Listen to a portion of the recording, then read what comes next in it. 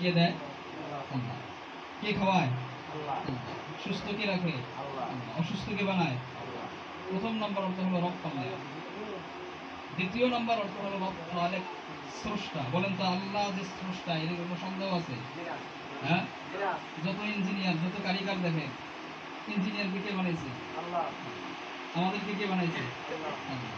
এই বিশ্ব কুল কায়নাত বৃক্ষ তরুলতা সবকিছু আল্লাহ সৃষ্টি করেছেন। অর্থাৎ আল্লাহ তাআলা স্রষ্টা, যার এই সৃষ্টিগুলির নিয়ামত শুকরিয়া আদায় করে শেষ করা সম্ভব। তিনি এমন একজন। তিন নম্বর অর্থ হলো আল্লাহ তাআলা আইনদাতা, বিধানদাতা। কি দাতা? আইনদাতা, বিধানদাতা। এই দুইটা মানতে খুবই সহজ। প্রথম হলো কি? আল্লাহ রব, আল্লাহ খাওয়ায়, আল্লাহ পারে, আল্লাহ সবকিছু করে। এটা মেনে নিলাম খুব সহজে। দ্বিতীয় অর্থ হলো আল্লাহ খালেক, সৃষ্টি করেছেন। এটাও আমরা কি মেনে নিলাম যে আল্লাহ তাআলা সৃষ্টি করেছেন।